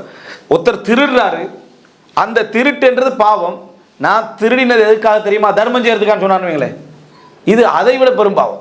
இது அதை விட பெரும்பாவம். ஏன் செய்யற இது திருட்டு ஹராம், திருட்டு பிதத்தாகிற இடம் தான். அது திருட்டு பிதத்தாகிற இடம். எதை மார்க்கத்தின் அடிப்படையில் அவர் திருடி கொண்டிருக்கிறார் அப்படின்றது மார்க்கத்தின் அடிப்படை. கனிமத்தண்டா என்ன, யுத்தம் நடந்து எதிரிகளுடைய எதிரிகள் விட்டு செல்லக்கூடியவைகள். அப்ப அது கொள்ளை என்று ஒருத்தர் சொன்னார்னா எப்படி பிழையோ, ஏன் பிழைன்னு சொன்னா அது இஸ்லாம் அனுமதிச்சு தஸ்ரீ. அதே போல ஒரு தடையை மார்க்கமாக்குறதும் பிழை. இந்த மாதிரியான மார்க் அடையாளம் கொடுக்கிறது. ரெண்டு இடத்துல ஓடிக்கின்றிருக்கிறார் ஒருத்தர், ரெண்டு மலைகளுக்கு இடையில சும்மா ஓடினா எக்ஸசைஸ்ன்னு சொல்லலாம். இது சபா மருவா மாதிரின்னு சொல்றான்னு வைங்களேன். அங்கதான் பிதத் பிரச்சனை. நீ சும்மா ஓடு பிரச்சனை இல்லை, என்ன சபா மருவாயிட்டா திடீர்னு, அங்கதான் எங்கட பிரச்சனை. நீ 7 முறை ஓடு 14 முறை ஓடு பிரச்சனை இல்லை, எங்கேயா சுத்திட்டுவா பிரச்சனை இல்லை. ஆனா சபா மருவா மாதிரி, முஸ்தலிஃபா மாதிரி, அரபா மாதிரி என்று சொல்றது பிரச்சனை. இந்த மாதிரியான விஷயம் தொழுகிறது, தொழுக ஒரு எக்ஸசைஸ் என்றது சரியா. நோன்பு பிடிக்கிறது, நோன்பு பிடிச்சிட்டு அது என்ன, அதாவது உடல் ரீதியான பயிற்சி என்றது, உடல் ரீதியான நலவு இருக்குது, ஹெல்த் இருக்குது, அது பிரச்சனை இல்லை, அது பிரச்சனை இல்லை. அதாவது இதுல நிறைய உடல் ரீதியான நன்மைகள் இருக்குது, அது தருது, தொழுகைகள் அதல்ல சப்ஜெக்ட். இஸ்லாம் கடமையாக்கி இருக்கிறதே மனுஷனை ஹெல்த்தியா வச்சுக்கலன்னு மட்டும் தான். அப்படின்னு அப்ப நோயாளி நோன்பு பிடிக்கிற ஹராமான்னு கேட்டா இல்ல ஹராம் இல்லைன்னுவாங்க. அவன் ஏற்கனவே நோயில இருக்கிறான் தானே அப்படின்னு. அதாவது இந்த நோன்பு ஏன் கடமை ஆகிக்கிற, ஏழைகளுடைய பசியை உணர்வதற்காக. அப்ப ஏழை பிடிக்க தேவையில்லாமான்னு கேட்டா இல்ல ஏழை பிடிக்கத்தான், அதை ஏற்கனவே உணர்ந்து நினைக்கிறான் பசி. அவன் திருப்பியும் ஏழை பிடிக்கணும். இதெல்லாம் நம்மளா கொடுக்கக்கூடிய வழக்கங்கள். ஏழையுடைய அதாவது பசியை உணர்வதற்காகண்டா ஏழை நோன்பு பிடிக்க கூடாது, பட்டினிக்கிறோம் நோன்பு பிடிக்க கூடாது சரியா. இல்ல அவனு உணர்த்தான், ஆல்ரெடி உணர்ந்தவனுக்கு திருப்பியே உணர வைக்கிறீங்க. இங்கிருந்து இதெல்லாம் எடுத்தோம். நம்மளா ஒரு விளக்கத்தை உருவாக்குறது, மார்க்கத்துல பேரார சொல்றது, அல்லது யாராவது சொன்னதை அப்படியே சொல்றது. அல்லாஹ் கேட்டான்டா, அல்லாஹ் சொன்னானா, ரசூலுல்லாஹ் சொன்னானா, அக்கில் அப்படி ஏதாவது விளங்குதா, விளங்கினா இந்த கேள்விக்கு உனக்கு ஏன் பதில் இல்லை. ஏழைகள் நோன்பு பிடிக்கணும் ஃபத்வா கொடுக்க வேண்டியதானே, சொல்றதும் இல்லை. நீ பட்டினியில் இருந்தால் நோன்பு பிடிக்கணும், சஹருக்கு உணவில்லாட்டி நீ நோன்பு பிடிக்கணும் அப்படி என்றெல்லாம் சொல்லக்கூடிய நீ ஏன் இதை சொல்றோம்? அப்ப இது இதை நம்ம தெரிந்து கொள்ள வேண்டிய விஷயம். பணக்காரர்கள் என்ன தர்மம் செய்யறது, ஜக்காத்து கொடுக்கிறது எதற்குன்னு சொன்னா வறுமையை நீக்குவதற்காக. அப்படி வறுமையை நீக்குவதற்காக எங்க இருக்குது? நீ வறுமையை நீக்குவதற்காக அல்லாஹ் தஆலா வறுமையை ஒரு அநியாயமா இந்த உலகத்துக்கு என்ன செஞ்சுக்கிறான், கொடுத்தீங்கன்னா வறுமை இல்லாமலாக்கிறதுக்கு. சரி, இப்போ ஒரு ஏழை 10.5 பவுன் வச்சுக்கிறாரு, ஜக்காத்து கொடுக்கணும்னா அவனுக்கு கொடுக்கணுமா? அவன் தான் ஏற்கனவே வறுமையில் உள்ளவன் தானே. ஆனா 10.5 பவுன் நகை வச்சுக்கிறான், அவன் அதுல எடுத்துக்கல இல்லை, அவனும் ஜக்காத்து கொடுக்கணும். வறுமையை நீக்கிறதுக்காக சொல்லிட்டு ஏழைட்டு 10.5 பவுன்ல ஜக்காத்து எடுக்கிறீங்க. விதவை ஒரு 50 பவுனை வச்சுக்கிறான், அவள்கிட்ட ஜக்காத்து எடுக்கிறீங்க. அப்ப வறுமை நீக்கிறதுக்கான எங்க வருது? இதெல்லாம் எதிர பேரால் சொன்னோம். ஏன் அதை சொல்றோம்னா, மார்க்கத்தின பேரால உண்டை நம்ம காரணப்படுத்துகின்ற பொழுது சொல்ல பலன்களை சொல்லலாம். ஒரு ஏழைக்கு ஜக்காத்து கொடுப்பதனால என்ன செய்கிறது? ஒரு தேவை நிறைவேறுகிறது. ஓகே, ஜக்காத் என்றாலே இதுதான் அடையாளமே, ஹைலைட் அப்படித்தான் போடுவாங்க, அடைமொழி அப்படித்தான் போடுவாங்க. தொழுகை, உடற்பயிற்சி, நோன்பேனும் என்னது எக்ஸசைஸ் சொல்லிட்டா, இந்த மாதிரியான வார்த்தைகள், இது மாதிரியான விஷயங்கள், ஹஜ்ஜனும் மாநாடு, சரியா? இந்த மாதிரியான விஷயங்களை நம்ம தவிர்த்திடணும். நாளைக்கு இது வேறொரு கோணத்துக்கு மாநாடை வச்சு சட்டங்கள் மாநாடுன்னா எப்படி இருக்கணும்? அப்ப சட்ட அடிப்படையில் என்ன, மாநாட்டில் எல்லாருக்கும் பேச கொடுக்கணும் சொல்லி அவர் மட்டும் பேச சரி வர, நீங்களும் பேசுகின்ற பல பிரச்சனைகளை உண்டாக்குவதற்கான வாய்ப்பு இருக்கு. மார்க்கத்திற பேரால நம்ம செய்த பிழைகள் என்னென்ன, மார்க்க இதெல்லாம் நீங்க நம்ம தௌபா செஞ்சாக வேண்டிய விஷயங்கள். நமக்கே தெரியாம பல கருத்துக்களை உள்ளுக்கு போய், இதனாலதான் சஹாபாக்கள் குர்ஆன் ஹதீஸ் அல்லாம உண்டு கேட்கப்பட்டாலே முதலாவது என்ன சொல்லுவாங்கன்னு சொல்லி, அபூபக்கர் ரலியல்லாஹு குர்ஆனை தொகுக்கிறதுக்கு ஏன் தடமாறணும்? நம்ம இருக்கிற காலத்துல குர்ஆனை தொகுங்கன்னு சொல்லி இருந்திப்போம் வைங்களேன். அடுத்தது ப்ரொஜெக்ட் எப்படி செய்யறேன்னு தான் நம்ம ஃபர்ஸ்ட் ஆளாக நின்றுப்போம். அதை ஒன்றும் அதெல்லாம் லேசாக செஞ்சிடலாம். நம்ம இப்போ ஏஐயை பற்றி பார்த்துக்கிறோம், டிஜிட்டல் அது வந்துருக்கு, இது வந்துருக்கு, அதெல்லாம் செஞ்சிடலான்னு நிற்போம். அபூபக்கர் ரலியல்லாஹு அன்ஹு குர்ஆனை பாதுகாக்கிறதுல முன்னிலையில் இருப்பாரா இல்லையா? ஆனால் அவர் ஏன் தொகுக்கிறதுக்கு அவ்வளோ தடுமாறினார்? ஏன் போராட்டம் சஹாபாக்கிட்ட? அல்லாஹ்வும் ரசூலும் செய்யாத ஒன்றை நம்ம செய்கிறதா? எந்த சிந்தனையில் இருக்கிறான் பாருங்க. குர்ஆனை தொகுக்கிறதுலையும், குர்ஆனை தொகுக்கிறது அல்லாஹ் ரசூல் செய்யலையே, செய்கிறதா? எங்கே ஒரு சுன்னத்து வாஜிபாகிறதுக்காக உதுகியாவை விட்டாங்க. உதுகியா எல்லாரும் வாஜிப் மாதிரி செஞ்சுட்டு இருக்கவுமே, பெருமைக்காக செய்துட்டு இருக்கோம். பெரிய பெரிய நபி உமர் ரலியல்லாஹு அன்ஹு நபி தோழர்களை விட்டார்கள். துஹா தொழுகை சுன்னத்து வாஜிபு மாதிரி மக்கள் பள்ளியில் தொழுதுட்டு இருக்கோம், துஹா தொழுகை பிதத்துனாங்க. இந்த மாதிரி தொழுகிறது சஹாபாக்கள்கிட்ட இருந்த அந்த பேணுதலும், நம்மளை ஒரு கருத்து ஏதாவது கேட்டாங்கன்னா யோசிப்பாங்க. அட்லீஸ்ட் நம்ம குர்ஆன் ஹதீஸ்லயும் சொல்லணும் இல்லையா? நமக்கு ஒரு இஜ்திஹாத் ஒன்று வருதா? முன்னால நல்ல மக்களாக இருக்கக்கூடிய சஹாபாக்களுடைய ஒரு நிலைப்பாடை பார்த்து இப்படி ஒரு நிலைப்பாடு இருக்கு, ரசூலுல்லாஹ்வோட வாழ்ந்த ஒரு நபித்தோட இப்படி இருக்கலாம். இதுதான் பேணுதல். எனவே ரெண்டாவது, நம்ம இதிலிருந்து தௌபா செய்வது. ரெண்டு மிக பிரதானமான விஷயங்கள், நம்ம உணராத விஷயங்கள். நம்ம இது நம்ம மார்க்கமாக்கி இருந்தால் மட்டுமல்ல, சாதாரண மக்களோட எங்கே போய் இப்போ உங்களையே ஒரு நல்ல மார்க்கம் படிச்சவர் நினைக்கக்கூடிய ஒரு 4 பேர் பின்னால் எழுந்திருப்பாங்க. அவர் எப்போ பயானுக்கு போவார், இவற்றை கேட்டுருவோண்டு கேட்ட கௌரவ பிரச்சனையில் 10 ரூபா கொடுத்துட்ரு. சரியா? கேட்டுட்டார். இப்போ என்ன இல்லைன்னு சொன்னால் இவ்வளோ நாள் என்ன பயானை கேட்டான்னு கேட்பாங்க. அதால் அது பெரும்பாலும் கூடாதுன்னு நினைக்கிறேன். எதுக்கு நான் ஒரு கன்ஃபார்ம் பண்ணிக்கிறேன், உனக்கு தெரியவே தெரியா, கன்ஃபார்ம் பண்ணிக்கிறேன் அவர், அதை வாட்சிக்கிட்டார் தெரியும். அடுத்தது இன்னொன்று கேட்டால் தெரியாதுன்னு சொல்றது இல்லை, தெரியாதுன்னு சொல்லாமல் யோசிக்கிறது. இது சம்பந்தமாக ஞாபகம் ஒன்று தான், ஆனாலும் பார்க்குறது இதெல்லாம் என்ன பிரச்சனை உங்களுக்கு? இமாம் மாலிக்கிட்ட கேட்குறாங்க தானே 60 கேள்விக்கு மேலே, கொஞ்சம் கேள்விக்கு தான் பதில் சொல்கிறாரு. பேத்து நான் என்ன சொல்கிறது, மாலிக் இந்த கேள்விக்கு பதில் சொல்லலைன்னா என்ன சொல்லுங்கள். இமாம் மாலிக்குக்கு அறிவில் அரைவாசி தெரியாது அல்லது அறிவு தெரியாது என்று சொல்லுங்க. இதுதான் அப்படி இமாம் மாலிக் சொன்னதை நம்ம பார்க்குறோம். லா அத்ரி நிஸ்ஃபுல் இல்ம், தெரியாது என்பது அறிவின் அரைவாசி. எனவே இதை சொல்ல நீங்கள் பழகுங்க, அல்லாஹ் தஆலா என்ன செய்வான்? அதை வத்தகுல்லாஹ் வ யுஅல்லிமுக்குமுல்லாஹ், அல்லாஹ்வை பயந்து கொள்ளுங்கள், அல்லாஹ் உங்களுக்கு கல்வியை தருவான். எனவே தௌபா இந்த 2 நிறைய யோசிக்க வேண்டிய விஷயம் நம்ம தௌபா செய்வதற்கு. மூன்றாவது, தன்னை சுத்தப்படுத்தும் உயர் மனப்பான்மைகள், தன்னை தூய்மைப்படுத்தக்கூடிய உஜுப், தன்னை சுத்தப்படுத்தக்கூடிய மனப்பான்மையிலிருந்து யாருமே வெளியே வரையலாதுதான். ஏன்னா அது மனிதன் சுயநலத்தோட படைக்கப்பட்டிருக்கிறான். சுயநலம் மனிதனுக்கு நலவு, கெடுதி அல்ல. எல்லா சொர்க்கத்துக்கு போகணும் என்பதே ஒரு சுயநலம் தான். அடுத்தவருக்கு நன்மை செய்யறது, தௌவா செய்யறது என்பதே சுயநலம் தான். குடும்பம் என்பது நாம மனைவி கொடுக்குறோம், பிள்ளையை கொடுக்குறோம்னாலும் சுயநலம் தான். என்ன காரணம்? நம்மது மனைவி என்று வரப்பே தான் கொடுக்கணும், அது தலாக் பண்ண வர கொடுக்குறோம் இல்லை, விளங்கிட்டா? அதனால எல்லாமே சுயநலம் தான் மனிதனுடைய அடிப்படை. அதனால மனிதன் தனக்கு தன்னையே விரும்புவான், தன்னை உள்ளத்துக்குள்ள தனக்கு இருக்கணும்னு விரும்புவான், தன்னை கொஞ்சம் உயர்படுத்த விரும்புவான். ஆனா அது உங்களை தூய்மைப்படுத்துகின்ற அளவுக்கு, நீங்க தான் என்கின்ற அளவுக்கு வருமாக இருந்தால் மற்ற எல்லா அமல்களையும் உங்களுக்கு என்ன செஞ்சிடும்? அது திண்டு அதை என்னது முழுசாக அழிச்சிடும். அது உங்களுடைய எல்லாமே அழிச்சிடும். சாதாரணமாக இருக்கக்கூடிய வீதியில் இருக்கக்கூடியவனுக்கு கிடைக்கக்கூடிய கபூலியத் உங்களுக்கு என்ன செய்யாது, கிடைக்காது. ஒய்சல் கர்ணி சொன்னது போல அகூனு ஃபி கப்ரா இன்னாஸ், மக்களோடு மக்களாக நான் இருந்துட்டு போறேன். எனக்கு அடையாளமே என்ன செய்யாது, வராது. எனக்கு அடையாளமே இல்லாமல் இருக்கணும் என்ற அளவுக்கு விரும்பினாங்க. என்ன காரணம் என்றா அறிமுகம் விரலால சுட்டி காட்டப்படுகின்ற அளவுக்கு நம்ம வந்துட்டோம்டா நம்ம சோதனையோட உச்சகட்டத்தில் இருக்கிறோம் அர்த்தம். அருளோட உச்சகட்டத்தில் இல்லை, சோதனையிட உச்சகட்டத்தில் இருக்கிறோம்னு அர்த்தம். ஒரு அறிஞர் சொல்றார், நீ இன்றைக்கு பிரபல்யமா இருக்கிறேன்டா, நீ உன்னை பிரபல்யப்படுத்தி இருக்கிறான்னு அர்த்தம். நவமின தஷ்ஹீர், உன்னை அறிமுகப்படுத்துறதுக்கான ஒரு சின்ன முயற்சி உன்னோடு இருந்து நல்லது செஞ்சிருப்பாய், நல்லதை செஞ்ச அறிமுகம் வரும். ஆனா நீனு அதை செஞ்சுக்கிறாய், அறிமுகத்தை நீ விரும்பி இருக்கிறாய். அப்ப அல்லாஹ்ட்ட நம்ம என்ன செய்யணும், தௌபா செய்ய வேண்டும். அதனால தான் ஒரு ஒரு ஒரு ஒரு சல அதாவது ஒரு சுஃபியான் இப்னு உயைனா நினைக்கிறேன், ஒருவர் அறிவுக்குள்ளே நுழைவது லேசு, அறிவை நோக்கி பயணிப்பது லேசு, அறிவிலிருந்து இறைவனை நோக்கி பயணிப்பது கஷ்டம் என்றார். அறிவிலிருந்து இறைவனை நோக்கி பயணிப்பது என்பது மிகவும் கஷ்டமானது. காரணம் என்னண்டா, அறிவு சந்தோஷத்தை தந்துடும், அறிவு மகிழ்ச்சியை தந்துடும், தேடல் இன்பத்தை தந்துடும், எல்லாம் வந்துடும். அதுக்கு பின்னால அறிவிட நோக்கம் என்ன, நீ தொழணும், நீ நிறைய பாதத்தாலியா இருக்கணும், நீ முன்மாதிரி ஆயிக்கணும், நீ பணிவானவனா இருக்கணும், நல்லவர்கள் உன்னை சுற்றி இருக்கணும், உன்னை சுட்டி காட்டுறவங்க சுற்றி இருக்கணும். கஷ்டம். அந்த இடத்துல பார்ப்பேன் என்னன்னா, நம்மளை தெரியும்னு சொல்ற எவனே பக்கத்தில் வச்சுக்கல கூடாது, நம்மளை கெட்டவன் கண்டுபிடிக்கக்கூடிய எவனே பக்கத்தில் வச்சுக்கல கூடாது. எல்லாரும் என்ன செஞ்சிடணும், ரிமூவ் பண்ணாதான் நான் அறிஞனாக என்ன செய்வேன், உலகத்தில் இருப்பேன் என்ற எண்ணம் வந்துடும்.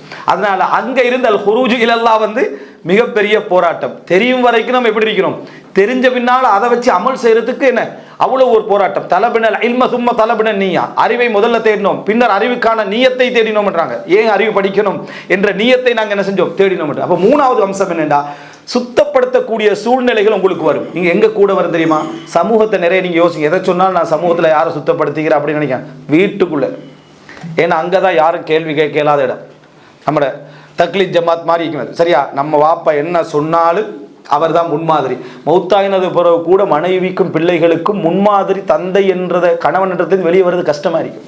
யார் என்ன சொல்லிட்டாலும் முன்மாதிரி தன்மை மிசாலியத்தில் அந்த கணவன் தான் இருப்பார், இயற்கையா இருப்பார். இது இருக்குதானே பெரிய ஒரு ஆபத்தான ஒரு நிலை.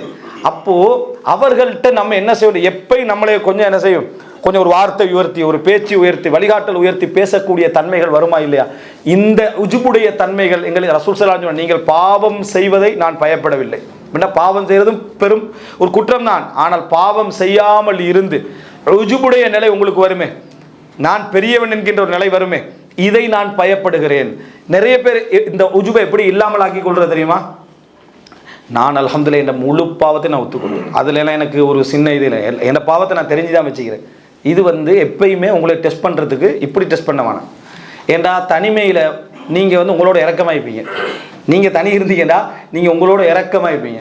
பிள்ளை தான் நீ செய்யறது பிள்ளை, மோத விட்டு பாருங்க, உங்களோட நஃப்ஸை கொண்டு இன்னொருத்தரோட மோத விட்டு பாருங்க. அந்த நேரத்தில் நீங்கள் யாருன்றது உங்களுக்கு என்ன செய்ய விளங்க. அப்படின்னா என்ன, ஒருத்தர் சொல்கிறாரு நான் நிறைய பாவம் செஞ்சுக்கிறேன், நீங்கள் சொல்கிறீங்க ஓகே.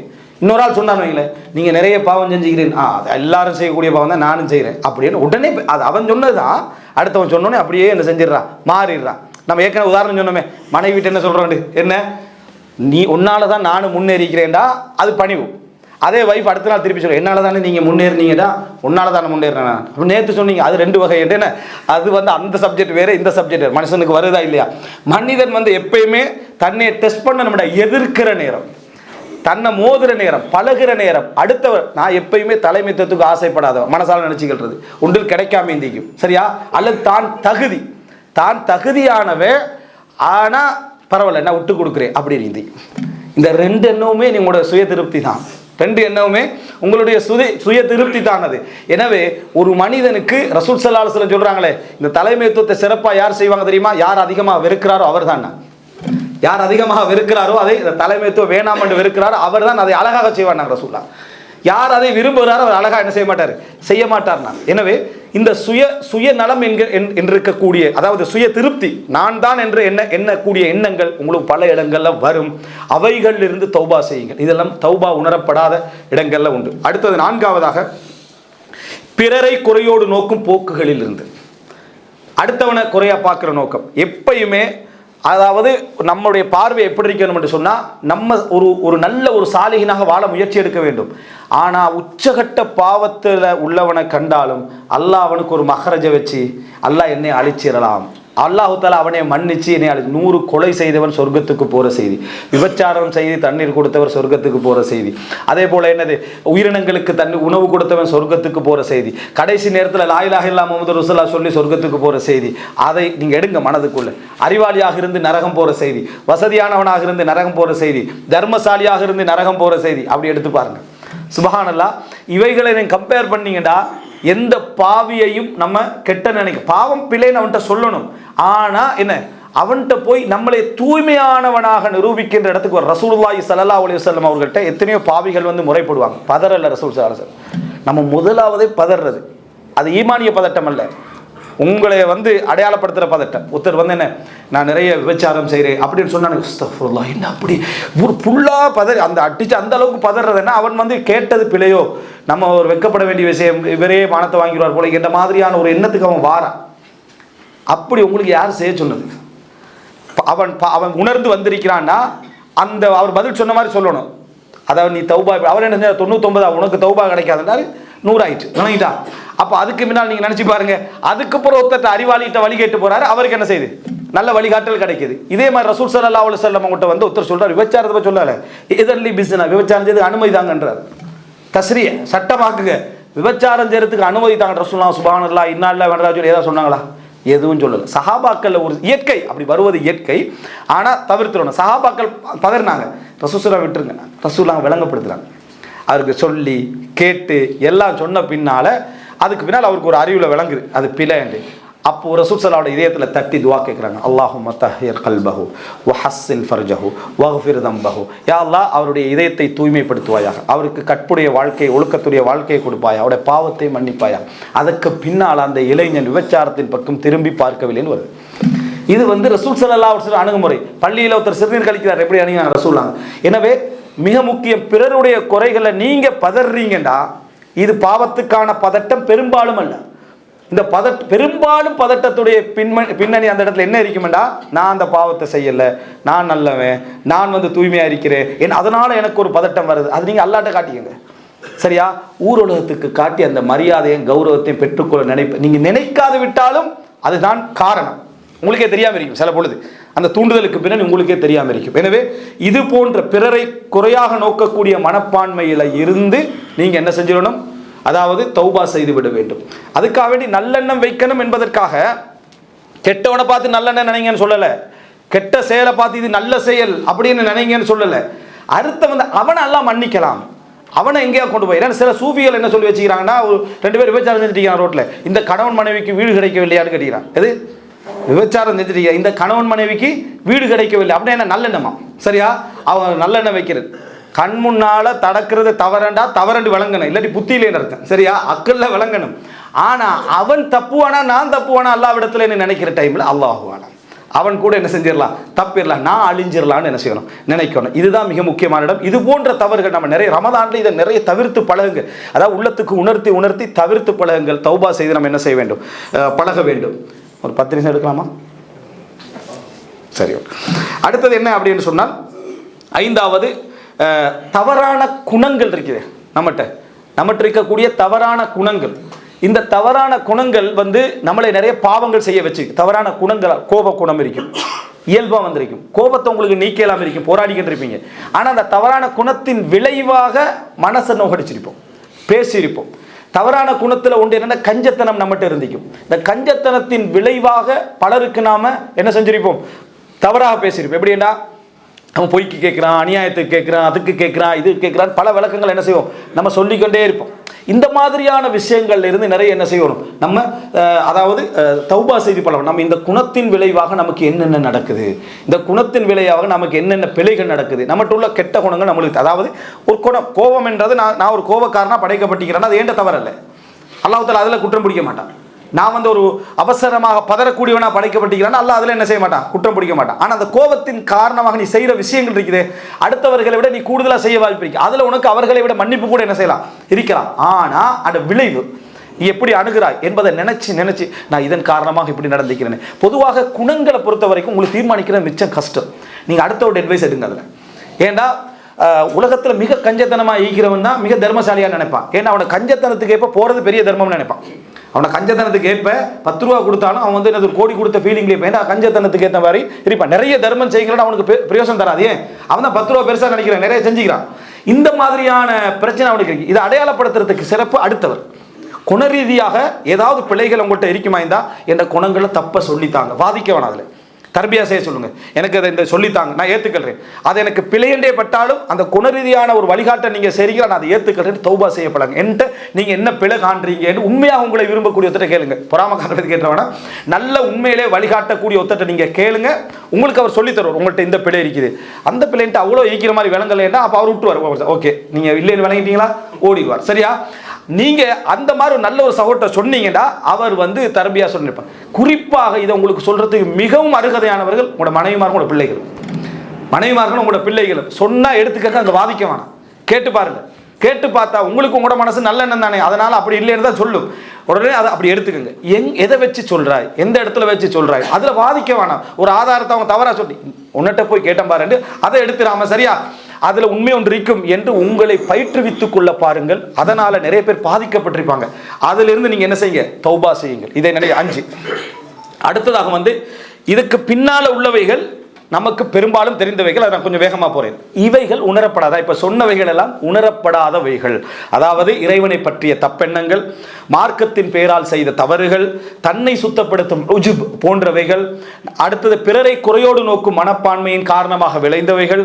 அடுத்ததாக தவறான குணங்களின் காரணமாக விளைந்தவைகள். தவறான குணம் இங்க சொல்றது பாவமான குணம் அல்ல, மனிதன் ஒவ்வொருத்தரும் ஒவ்வொரு இயல்புல படைக்கப்பட்டிருப்பாங்களே அந்த குணத்துடைய விளைவுகள். அடுத்தது என்ன அப்படின்னு சொன்னால் இரத்த பந்த சொந்தம், இவைகளை உறவு முறித்திருந்தால் இவைகள் நமக்கெல்லாம் லேசா விளங்கும். இந்த இரத்த பந்த சொந்தங்களோட உறவுகள் அப்படி இந்த மாதிரி நம்ம முறிச்சிருந்தோம்னு சொன்னால் அதை விட நம்ம என்ன செய்யணும், நம்ம அதில் சேரணும். அதில் நம்ம பார்த்து யோசித்து யார் யாரையெல்லாம் நம்ம செஞ்சு அப்படி இரத்த உறவு நம்ம நினைச்சுக்கிறோம். இரத்த உறவுகள் யார்? என்ற சகோதரர்கள், எங்களுடைய சகோதரர்களுடைய பிள்ளைகள், அதுபோல் எங்களுடைய என்ன அதாவது தந்தை தாய்மார்கள், அவர்களுடைய சகோதர சகோதரிகள், அடுத்து பாட்டனார்கள் பாட்டிகள், என்னது அதே போல் என்னது அதுக்கு மேலே போகக்கூடிய நபர், இவங்க எல்லாருமே என்ன இரத்த உறவுகள் வருவாங்க. அதில் சகோதர சகோதரிகளுடைய அதாவது தாய் தந்தையுடைய சகோதர சகோதரிகள் இருப்பாங்க, அவர்களுடைய பிள்ளைகள் இரத்த உறவுக்குள்ள வருவாங்களா இல்லையான்றது கருத்து முரண்பாடு இருக்கு. அப்படி இல்லாட்டி கூட அவங்க உறவினர்களுக்குள்ள முதல் தரத்தில் என்ன செய்வாங்க, வருவாங்க. அப்படின்னா அவர்களை நம்ம சேர்த்து இவங்கள்ட்ட எல்லாற்றும் பெரும்பாலும் பகைமைகள் அப்படி வந்துதான் இருக்கும். இது ஒரு பெரிய தலைப்பு. இவர்களுக்கு நம்ம தவறுகள் செஞ்சோம்னா பிழை செஞ்ச முதல் பணியிற நபராக நீங்க இருங்க. ரப்புல் ஆலமீனுடைய ரஹ்மத் அப்படி காணுவீங்க. நீங்க அந்த விஷயத்துல தௌபா செஞ்சிருங்க, பாவ மன்னிப்பு கேளுங்க. அல்லாஹ் ரப்புல் ஆலமீன் இதுல இருந்து எங்களுக்கு தௌபா தருவதற்கு போதுமான மனசை அப்படியே உடைச்சு போய் கேளுங்க, உங்களோட கௌரவத்தை விட்டு போய் கேளுங்க. ரப்புல் ஆலமீனுக்காக பணிகிற பல இடங்கள்ல அது உண்டு. நீங்க எதுக்காகவும் பணிகிறதுக்கு அங்க சான்ஸ் உண்டு இல்லை. நீங்க அல்லாஹ்வுக்காக பணிகிற இடமாக அதை என்ன செய்யட்டும், அது இருக்கட்டும். இதுல தௌபா செய்யுங்க. அடுத்ததாக அது பெரும் பாவங்களிலிருந்து, இது அல்லாத பெரும் பாவங்கள் இருக்குது, இது போன்ற பெரும் பாவங்களிலிருந்து நம்ம தௌபா செய்ய. நம்ம என்னென்ன பெரும் பாவங்கள் செய்கிறோம், உணராமல் செய்கிறது, அதாவது இவைகளுக்கெல்லாம் தான் அந்த பெரும் பாவங்கள் நம்ம படிக்கிறோமே, அது மிகப்பெரிய உதவியாக இருக்கும். பெரும் பாவங்கள் படிக்கிறது நம்மளை அடையாளப்படுத்துவதற்கு. ஏன்னா பெரும் பாவங்களை பற்றி நமக்கு தெரியலைண்டா நம்ம அதை சாதாரண ஒரு பாவமாக நினைச்சு என்ன அதாவது செய்து கொண்டிருப்போம். அவைகளை தெரிவது மிகச்சிறந்தது. அடுத்ததாக அதாவது 8ஆவதாக வந்து கடமையான வணக்கங்கள், இதை பிறழ்வுகள் நாங்கள் செஞ்சிருப்போம். தொழுகையில், கடமையான தொழுகைகளில், நோன்புகளில், இது போன்ற கலாவை எத்தனையோ கலாகள் நமக்கு இருந்திக்கும். அவைகள்லாம் வந்து பிற்போடுறது பிழை இல்லை. ஆனால் எப்போ பிற்போடலாம், நியாயமான காரணம் இருந்தால் பிற்போடலாம்.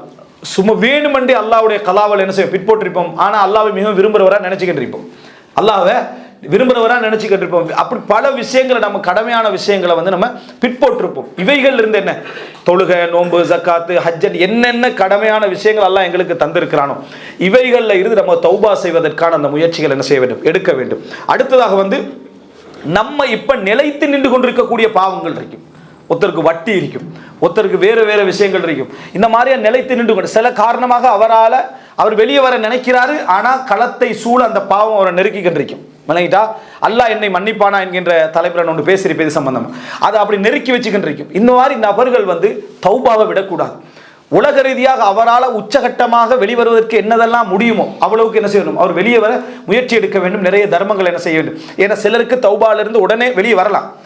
அதாவது நான் சொல்றது உலக ரீதியாக வரையலாத அளவுக்கு கமிட்மெண்ட் ஆகிக்குமெல்லாம்.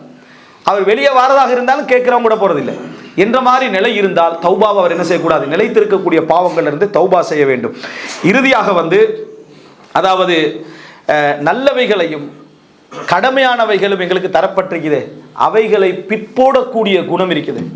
இது ஒரு பெரும் பாவம், இது ஒரு பெரும் பாவம். அந்த பிற்போடக்கூடிய குணத்திலிருந்து அல்லாஹு தாலா என்ன, இன்றைக்கு நம்ம இப்படி தொழுவோம், நாளைக்கு இப்படி நோன்பு வைப்போம், இந்த மாதிரியான ஜக்காத்தை நம்ம எப்படி கொடுப்போம், பிற்போற்றிருப்போம், செய்வோம், பிற்போற்றிருப்போம். இவைகள் அனைத்திலிருந்து நம்ம தௌபா செய்ய வேண்டும். அன்புள்ள சகோதரர்களே, இப்படி நம்ம தௌபாவுடைய பட்டியல்களை நம்ம உணர்ந்தோம் என்றால், இதில் ஆரம்ப 5 நம்ம அடிக்கடி உணர்வுக்கு வராதவைகள், கடைசி சொன்ன 10 உணர்வுக்கு என்ன வராதவைகள் என்று இருக்குது.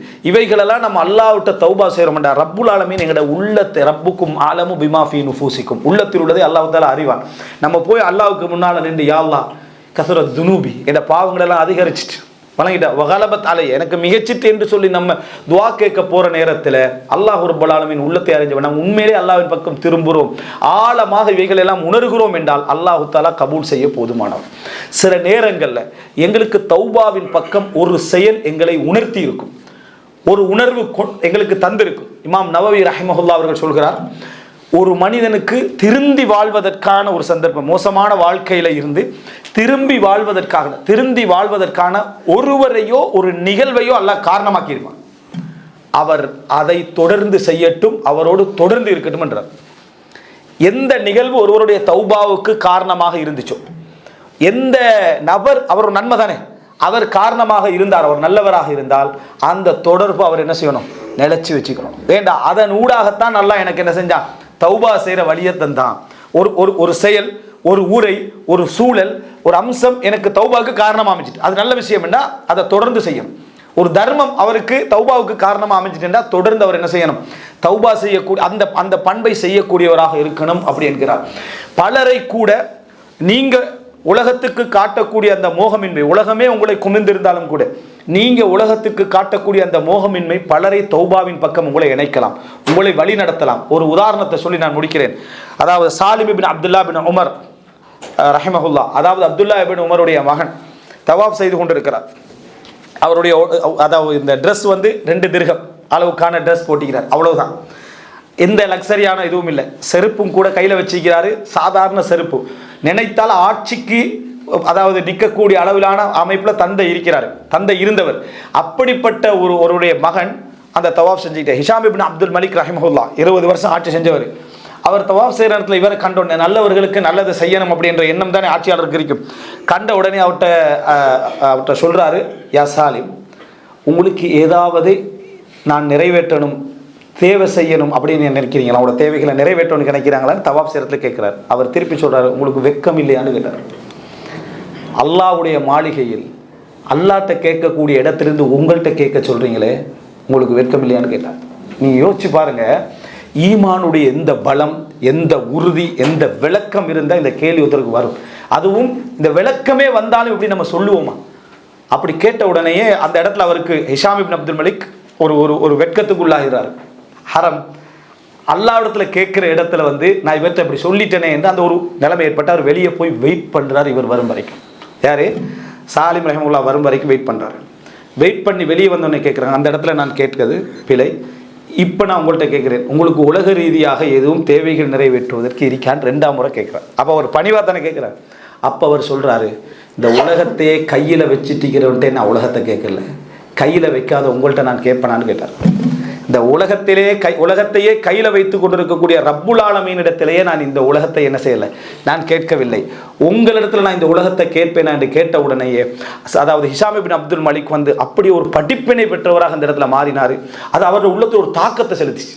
அந்த வரலாற்றில் எப்படி வருதுன்னா, அவருடைய உள்ளத்தில் என்ன அவர் உலகத்தில் உச்சகட்ட இன்பத்தையும் கண்டவர், ஆட்சியில் நிற்கிறார், இறுதி தருணங்களில் நிற்கக்கூடிய அவருக்கு அது அப்படி ஒரு பெரிய ஒரு படிப்பினை என்ன செஞ்சது, கொடுத்தது.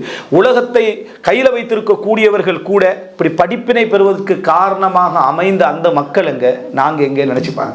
எனவே அன்புள்ள சகோதரர்களே, தௌபாவுக்கான சந்தர்ப்பத்தை அல்லாஹு தாலா எங்களுக்கு நிறைய தரக்கூடிய ஒரு மாதத்தில் நம்ம நின்று கொண்டிருக்கிறோம். மிக இலகுவான சூழ்நிலையை நம்ம தேடி போகாத நேரத்தில் அல்லாஹு தாலா எங்களுக்கு தேடி வெளிவந்தது போல ரமலானை அல்லாஹ் தஆலா தந்திருக்கிறான். இந்த உணர்வோடு நாங்கள் அல்லாஹ்வின் பக்கம் ஒவ்வொரு விஷயங்களை உணர்ந்து தௌபா செய்யக்கூடிய மக்களாக, நிகழக்கூடிய மக்களாக, அழக்கூடிய மக்களாக அல்லாஹ் ரப்புல் ஆலமீன் எங்களை ஆக்கியருள் புரிவானாக. ஹதா இந்தி வல் இல்மு இந்தல்லாஹு வ அகூலு கௌலி ஹாதா வ அஸ்தக்ஃபிருல்லாஹ் லி வ லக்கும். அஸ்ஸலாமு அலைக்கும் வ ரஹ்மத்துல்லாஹி வ பரகாத்துஹு.